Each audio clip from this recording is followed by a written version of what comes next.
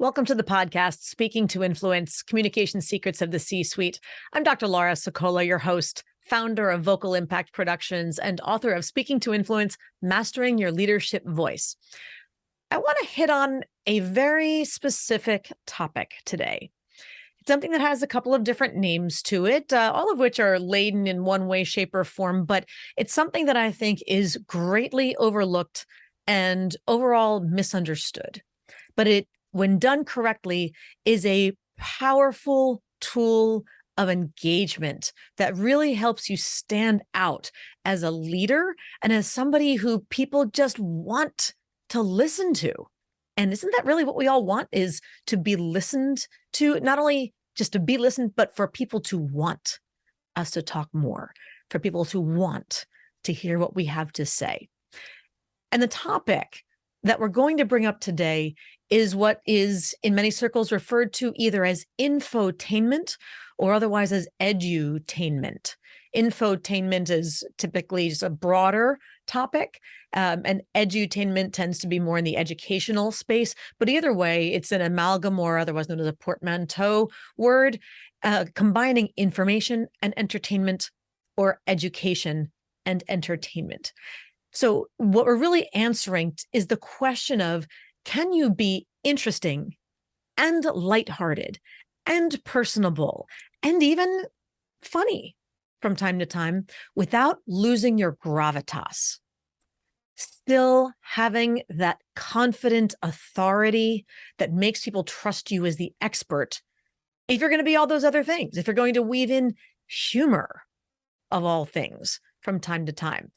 And people really get stuck on this. You know, there's a lot of concern that in high stakes contexts in particular, maybe you are pitching to a client, or you're meeting with someone to discuss a challenge, or you are presenting information to the senior leadership team, somebody who outranks you, even in a job interview, for that matter. There's a lot at stake.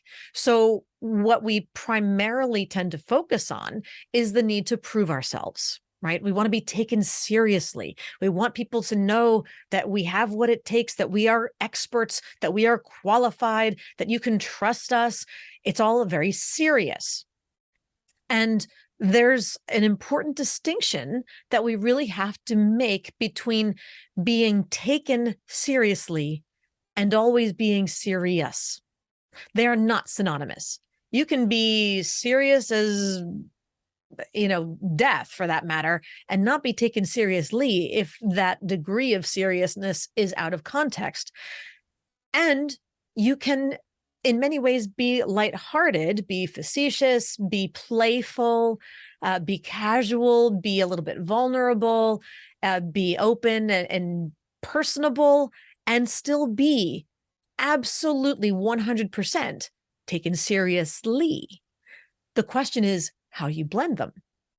Because the truth is that the goal that we all have is to have influence. That's the title of this whole show, right? Speaking to influence.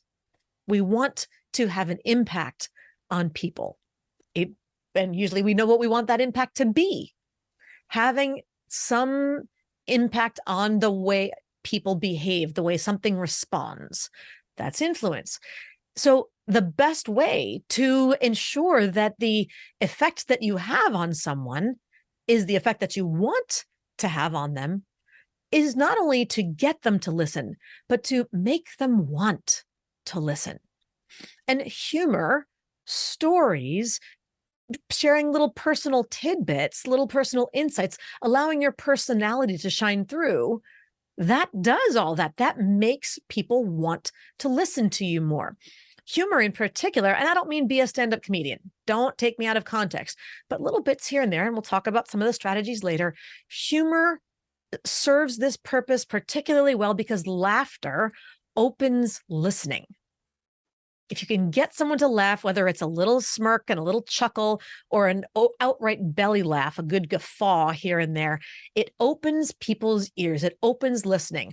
Why? Because when you have that laughter, it gives you, among other things, a nice little dopamine shot.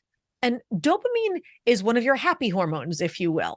It's a hormone that kicks in and it immediately says to you, I want more. Get more of this. You want more. That makes you, if that person gave you that happy hormone shot because they said something that you were listening to, that's your neurological conditioning at that point. It makes you say, hey, talk more, make me laugh again, make me interested again, make me focus more. I want more of whatever you just gave me. Not only does it give you that happiness, that happy hormone, but dopamine, as a result of it, also helps to consolidate memory. There are lots of studies on the brain, on neurology, on learning and education. Dopamine has been shown to help consolidate memory, and consolidation of memory is just a fancy way to say learning, helping people to remember things, helping people to learn. I mean, think back to your favorite teachers in school, elementary school, high school, college, some, continuing education credit course that you took last month, whatever it is. But think back to who the best teachers were. Weren't they the ones who made learning fun and interesting? They were inspiring. They were good speakers, but they also told some stories. They made you laugh once in a while. They made you feel comfortable, but they made the content real. They made it digestible, but they somehow weren't just droning on. When you think about it, like that quintessential teacher played by Ben Stein in the 80s movie, Ferris Bueller's Day Off, right? As soon as I said that, all of you Gen Xers out there, and probably a good number of millennials and boomers and anybody else, immediately thought to yourself, Bueller, anyone? Now that teacher, he was an economics teacher in the movie. He knew his stuff. He was knowledgeable. He was an expert. There was no question about that. But he did the exact opposite of making learning fun and interesting. So everybody was just zoned out and kind of catatonic in the classroom. The favorite teachers were the ones who had the energy and connected with you and gave you a range of emotions along the way. I don't mean Broadway style acting, but they connected with you and they made it interesting and fun. They added a little bit of that tainment into the education. Even think about some of the best TED Talks that you've seen, or the most inspiring speakers you've heard. I mean, Brene Brown is I think one of the preeminent leaders in this. Not only does she have TED Talks that have 50 million views, 100 million views, something along those lines. It's absolutely insane. But her talks are phenomenally balanced between her being the researcher who has literally written the book on topics like vulnerability and leadership. But she also shares incredibly heartfelt moments of her own shame in the past and super vulnerability there. And then at the same time, makes you laugh with her at her own expense, but is able to do it in a way where you totally feel for her. You're connected with her. You're not pitying her. You're just enjoying the experience together because you see yourself and your own foibles in her missteps and her, self-critical thought moments and the way that she tells them in a funny way. So she has that perfect balance between information and entertainment. She makes learning fun. And here today, I'm talking about her, and I'll be willing to bet that at least half of you out there have seen at least one of her talks and have spoken about her to many other people in the past because it's stuck, because she was so powerful in the way that she blended that perfect cocktail of value that she provided to you. Now, going back to the terms infotainment or edutainment, I want to make sure that we're clear about something, because those phrases, those two terms, could be seen as having two different meanings. They could either both be seen as being kind of information light, education light, more, okay, lots of haha, fun, not a little fluffy with, some nuggets here and there, but otherwise, not really jam-packed with value, unless you just really wanted something light and fluffy and you enjoyed it for the fun part of it, but didn't get otherwise a lot of other value. What I want to do is take that meaning off the table. It's not information light or education light. Infotainment or edutainment is about that balance, that perfect integration between learning and enjoyment, making learning fun. It is not about dumbing down your information. Please do not mistake me. I am absolutely serious in this, as you can tell. Infotainment, edutainment is not dumbing down or watering down your content. On the contrary, it is doing the exact opposite. It's raising your game. It's not just checking the box and saying, well, okay, I had to give them these 3 points. I had to explain the, quarterly market update status, or let people know what's the latest on the most recent cybersecurity issue, or I had to tell people about the newest law that passed as it relates to real estate or education or whatever it is. Check, check, check. My information is factually correct. I have achieved the minimum standard. That is not what I'm saying. That is, I would argue that that's actually dumbing it down, because all you've done is taken words from a page and put voice to them. I've articulated them. So if you cannot see them for yourself, well, now you got the input. Infotainment, edutainment is raising the game and over-delivering. It is going above and beyond the actual requirements of mere content transmission. It's making the learning enjoyable. And think of it this way as well.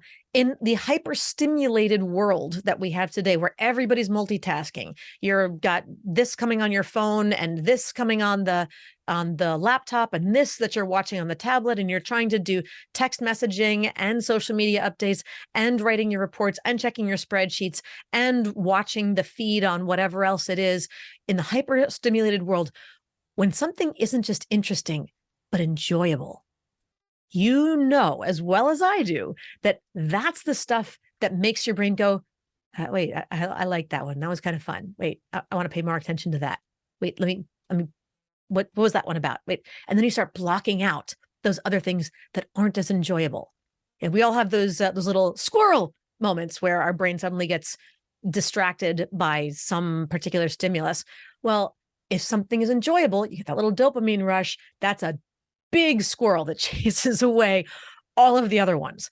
So when you give people something to enjoy in the process of learning, you're actually helping them focus on your content. What do you think of that?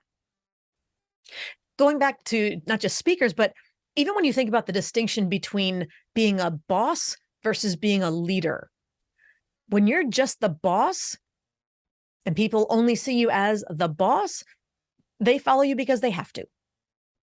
They have to listen. They have to do as you instruct, to some extent or other, of course.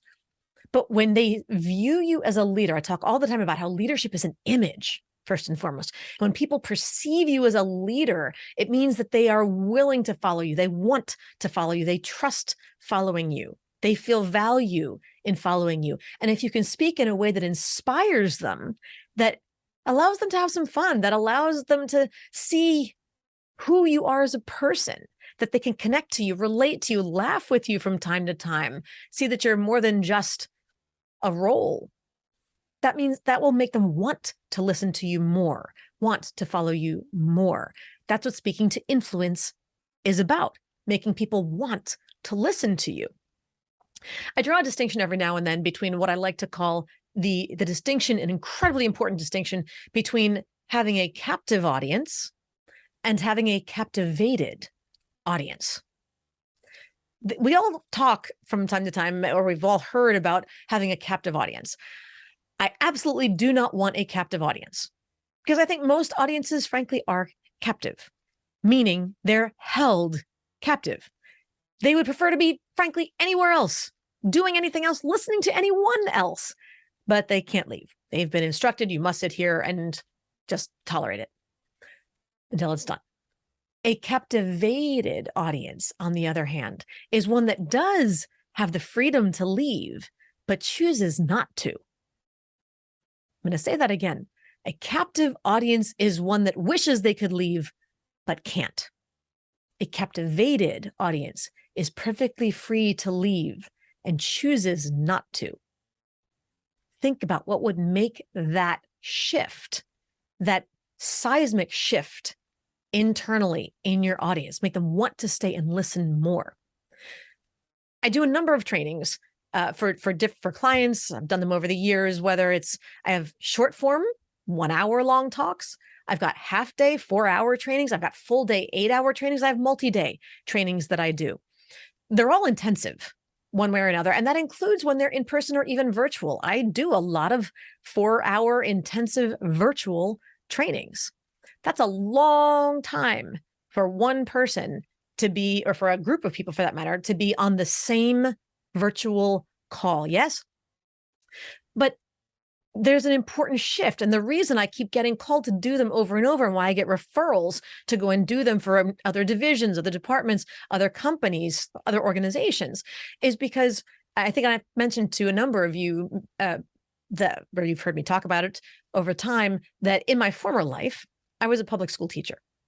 And one of the first tenets or commandments of public school teaching that I came up with for myself was entertain thyself first.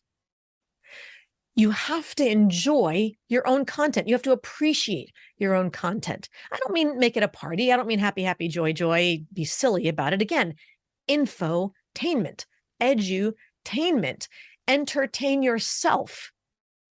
Figure out how to make teaching, and when you're speaking, presenting, arguing, whatever it is, that's what you're doing.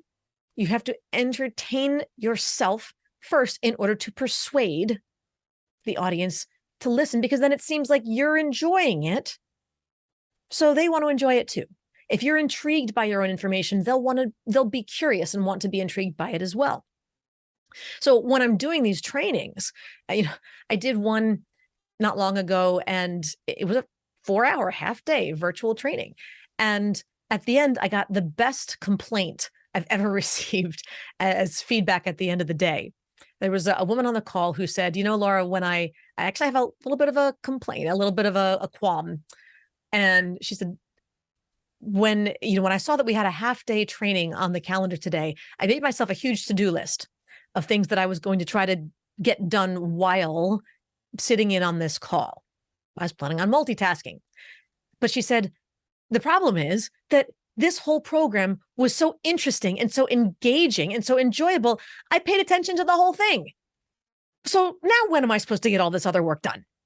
I mean, it's the best complaint I ever got, that you were so engaged, that you enjoyed the content, you enjoyed the experience, and you got value out of it, that you forgot you had other work to do. Or if you didn't forget, you decided, nah, I'd rather still pay attention. I'd rather participate in a webinar for 4 hours than do this other stuff. Now, I guess you could argue that it really depends on what that other stuff was, exactly how much you were just looking for any excuse to avoid it, that the bar was set low. But I don't think that's what she was really saying. There was another training that I did not too long previous. It was in person. It was a full day training. Actually, it was a 2-day training that we did.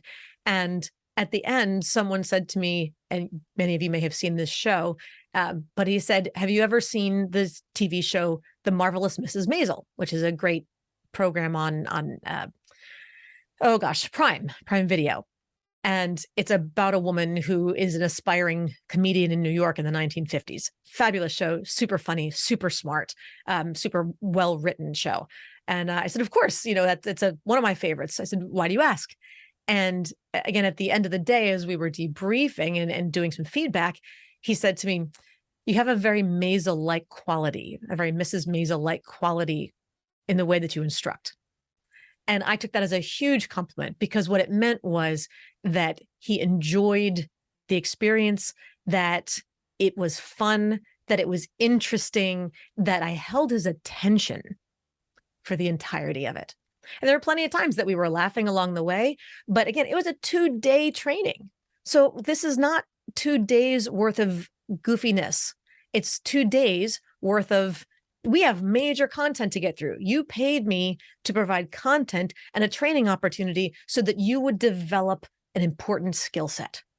And my mission was to deliver on that. But in making it fun, making it entertaining, I helped it to ingrain itself, to reprogram the neurology inside and make it a part of you. That's the goal. So how do we do it? There's a couple of keys that I want you to bear in mind, jot them down if you can. Number one, of course, first and foremost, anything that goes even slightly into the realm of humor, and it doesn't have to be humorous, but we certainly like humor. as part of what makes things entertaining. Storytelling, number one, is always valuable. A good storyteller completely captivates an audience, completely engrosses the audience. Doesn't even have to be funny. It could be serious, could be heartfelt, could be emotional, could be just curious. But it brings me into your world and allows me to experience something that you've experienced. But when you get that back into the humor part, make sure it is appropriate. And even if it's not humor for that matter, all stories, all humor needs to be appropriate, quantitatively appropriate and qualitatively appropriate. Know your audience and tell it in a way that is appropriate for that. You know your audience. Is it appropriate to use any sort of hint of profanity, or do you need to keep it squeaky clean? Is it all men or all women, or is it a mixed gender, mixed ethnic groups, etc.? What kind of context? And I don't mean tell ethnic jokes or gender jokes. I just mean understand that different groups will appreciate different stories or different kinds of experiences that you'll share. Know your audience. But it's also important to allow your personality to come through. This is really important because the audience wants you to let them see you. They want to connect with you. Remember my 3 C's? For me, influence is all about mastering the 3 C's, the ability to command the room, connect with the audience, and close the deal.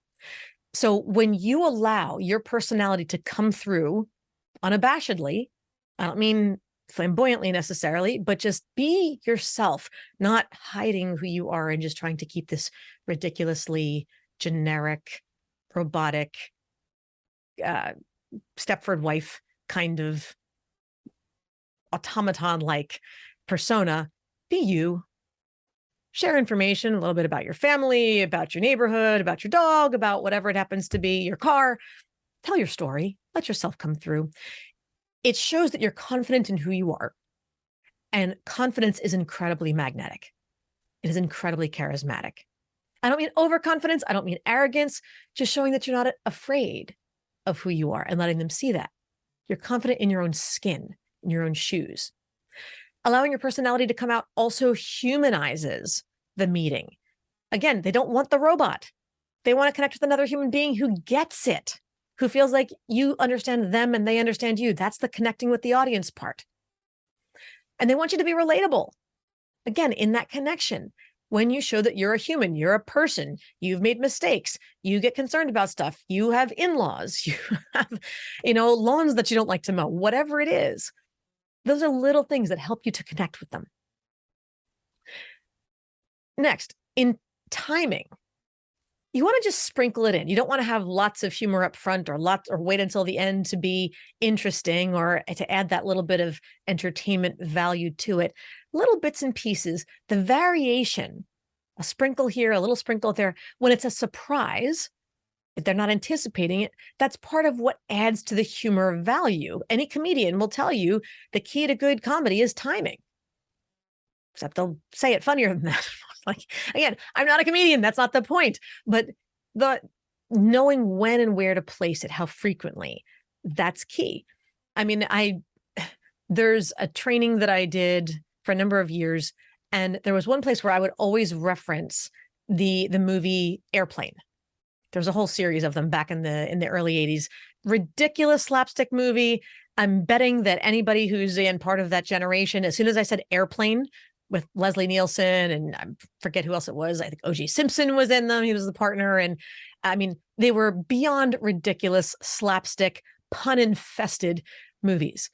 And what I found was that no matter who the group was, as soon as I referenced Airplane, people would start to giggle, especially the men. Men in particular seemed to love it. And I mentioned a scene or two, and inevitably, everyone knew the answer to the prompt. Surely you can't be serious. And the whole audience would go, I am serious, and don't call me Shirley. And then they'd all crack themselves up.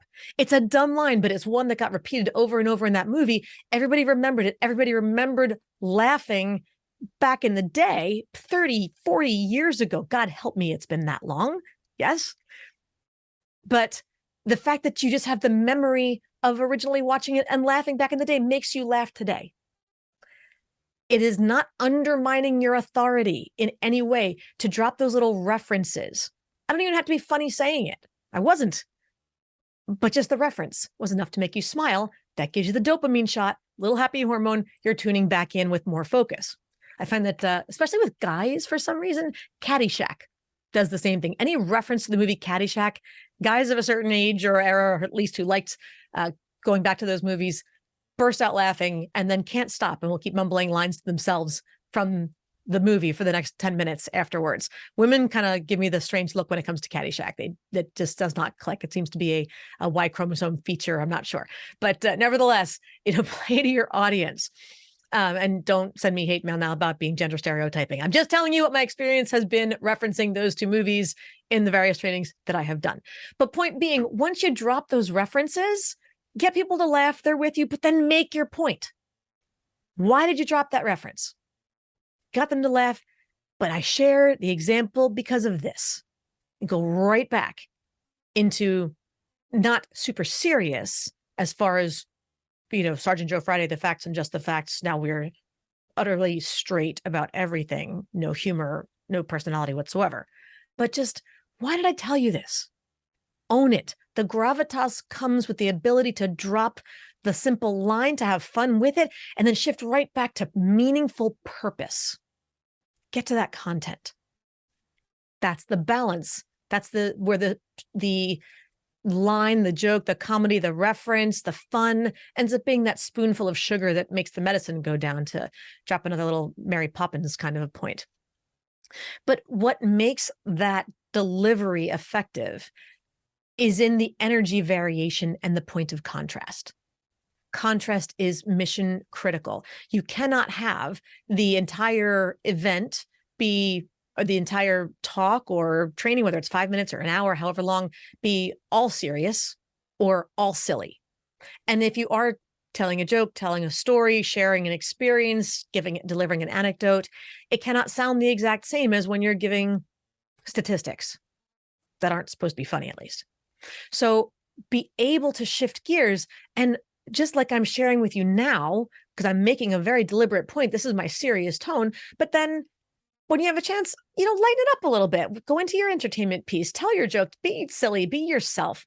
I'm constantly making references to my kids, to to different experiences that I've had, to commuting, to whatever else it is. And sometimes it's my own mistakes that I've made, my own head trash that gets in the way. And I'll share those in a lighter way, but then I'll come back to what's serious. I mean, the opening lines that you use in presentations and trainings and events and webinars, the opening line is key, is really mission critical to establishing the tone for events. So for example, there's a number of programs that I work with that are all about intercultural communications, diplomacy training groups, and global workforce, et cetera. So I have to do a lot of prefacing in the beginning about referencing culture in a way that is speaking in broad strokes, but not stereotyping.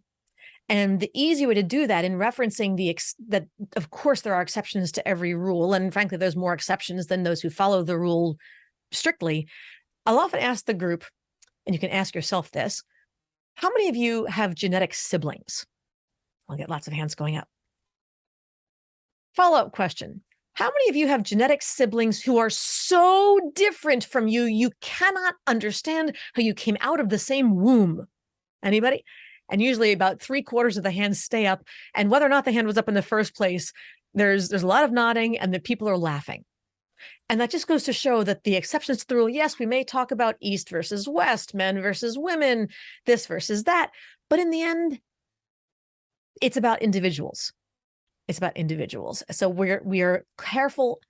So we've taught the lesson about not stereotyping and help people understand I'm not teaching through stereotypes by allowing them to have that momentary self-reflection. And I have the same thing. Look, I'm a linguist. I speak a number of languages to varying degrees. I have a degree in linguistics, et cetera. But so to me, my world is all about letters. My brother was a nuclear physicist, a nuclear engineer from the Navy. So yeah, he's all about numbers. His letters are mathematical variables. They don't spell anything. So how we both came out of the same pair of parents, I don't know. Apparently mom and dad decided he'd get all the numbers, I'd get all the letters, and we would never learn to share. So, we share those examples, right? And using those kinds of questions can just help start with a little bit of levity, make the point, and go straight into your content. That's where people are ready to listen because there's a connection right away. But one way or another, I will leave you with this final point. Confidence in the delivery of whatever you're sharing, your stories, your jokes, your this, your that, they must be confident. They must be delivered confidently. You have to own it when you share it. Because when you're confident in your delivery, it shows that you trust yourself. And when you trust yourself, they feel that. And that makes the audience trust you. And if they trust you, they're more likely to like you. And again, when you share those personal connecting stories, those anecdotes, those little jokes, sometimes at your own expense, laughing at yourself, sharing your own head trash, etc., that makes them relate to you. And that makes them like you because we like those who are like us. And when they like you and they trust you and they hear then the content that you bring along with it, that is the perfect combination, the perfect recipe for executive presence. So you will absolutely in no way, shape, or form undermine your authority by not being serious at all times. Have fun.